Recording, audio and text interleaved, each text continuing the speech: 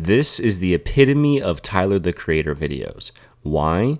Because by the 30-second mark, we've quite literally set the stage with all of the Tylers.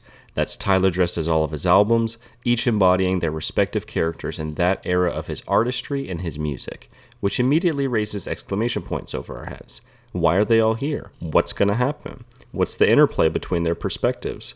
What might this piece say about who we are in the different eras of our lives, and then who we quote-unquote really are underneath all that? What exactly is he sorry about and not sorry about? And what does this all mean for the future of Tyler? I've been spam replaying this video since it came out. It's #1 on trending for music. It's an instant classic. I'm hyperfixating. Let's talk about it. For those who are new here, I may just be a level 1 rock, but I do have a background in filmmaking, and believe it or not, I've learned a thing or two about making music videos. Let's go. Part 1. Take your seats. Exposition. So right away we can see that the color palette and art direction are on point always. This is nothing new for Tyler. He's been the master at this, but it doesn't mean that I can't appreciate it every new time that I see it. So we're at a theater, we can see people walking in, some of which we'll identify later. Love that attention to detail on the buckle flash. It's a nice little aesthetic thing. You gotta use the take where you get the good buckle flash. People do recognize it, people do remember it, I just did. Then you got DJ Drama coming in with the expertly timed fucks, the 22 and 27 second marks to avoid that first 7-second copyright block. The song transitions into the first verse, so in crafting the visual, it's very important to time out those scenes properly. Obviously, this big reveal doesn't work as well if the music and visuals don't align here. So this is our exposition. It's a live performance of Tyler's the Creator's apologizing to the people in the audience. Part 2, sorry block, plot and conflict. So as soon as the verse starts, just immediately coming out with some raw and real apologies. I'm sorry I don't see you more.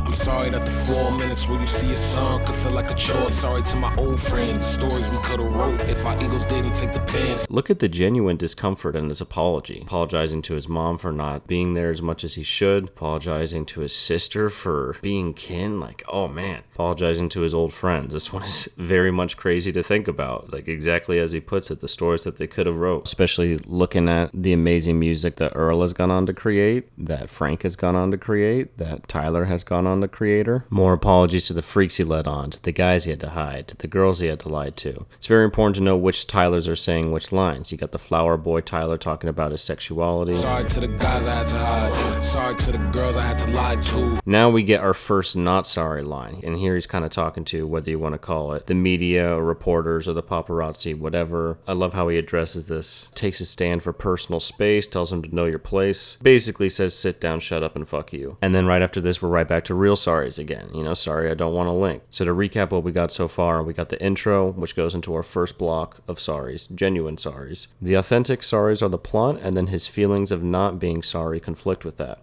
This emotional conflict within Tyler is the center stage conflict here. Yes, there's pieces of societal and interpersonal conflicts too, like we literally do see him talking to the people in the audience, of course. But the focus of the song is Tyler's conflicted emotions. This whole stage and audience setup is like an inner look into Tyler's thoughts and feelings. So this emotional conflict within Tyler is the main conflict here. He conveys this with a lot of sarcastic and ironic sorries amidst the sea of genuine apologies. And his seamless wavering between the two makes the song constantly feel dynamic and unpredictable. It's very captivating. And now the intensity of the conflict starts to increase. Part 3. Rising action. The Goblin Tyler interjects, and oh man, is the Goblin Tyler the perfect one to ramp up the energy. Blah, blah, blah, blah, blah, trauma. You ain't special, everybody got problems.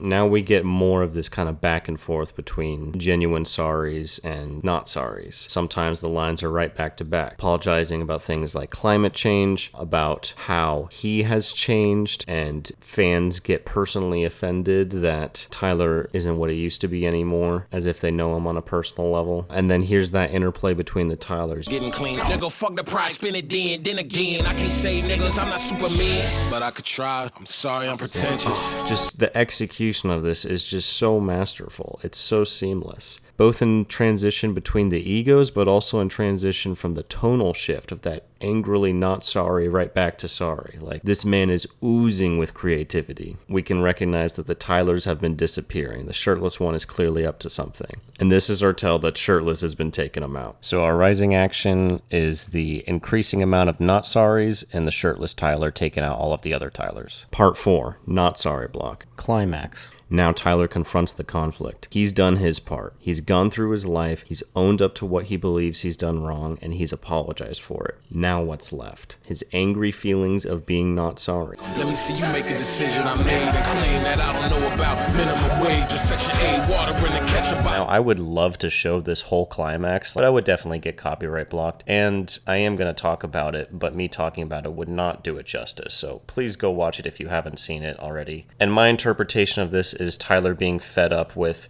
now that he's successful, people acting like he's always been successful, as if he didn't come from nothing, and as if he just forgot about all that now. So they aimed up, shot right back.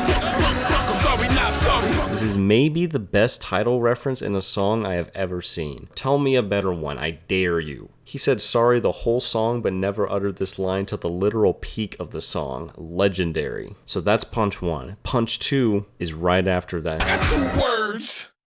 Fuck him. Like signing his name at the bottom of the page, bro. The classic Tyler staple you already know. Come on. This is an incredible fucking climax. Incredible. First of all, it sounds amazing. Those background vocals intensifying along with the emotion of the scene intensifying and peaking, emotionally rampant. It comes full circle. Part 5. What's next for Tyler? The video ends with our falling action of shirtless beating a Baudelaire. We had punch 1 with the epic sorry not sorry title reference, punch 2 with the fuck 'em sign off, and then shirtless beats up Baudelaire for punch 3, 4, 5, 6, 7. You got the hilarious fucking end screen for the estate sale. So good. I guess the question is, as you go through the seasons of your life, which parts stick with you and which parts don't? Parts of Tyler stay in their place in time, but parts of Tyler still stay with him today. You know, the fact that a lot of these egos even spoke in the song says something about how, to a degree, these perspectives still have a voice or have a vote in his head, you know? What does all this mean for the future of Tyler? Well, I look at the shirtless Tyler as the base Tyler. Like, this is the artist who created all of these characters. And that's why Baudelaire's killed last, at the perfect timing of this song and video coming out to roll out his deluxe album, the extended version of Call Me If You Get Lost, the estate sale. Do note that this is the last song on the estate sale, so this is where we leave off. So this era of Tyler 2 is coming to an end as it goes, and if the pattern continues, Tyler will likely emerge with a new distinct era and ego after this. Will it be like any of these characters? Will it subvert our expectations and surprise us in ways we don't expect? Maybe, probably, I don't know. I'm just a rock.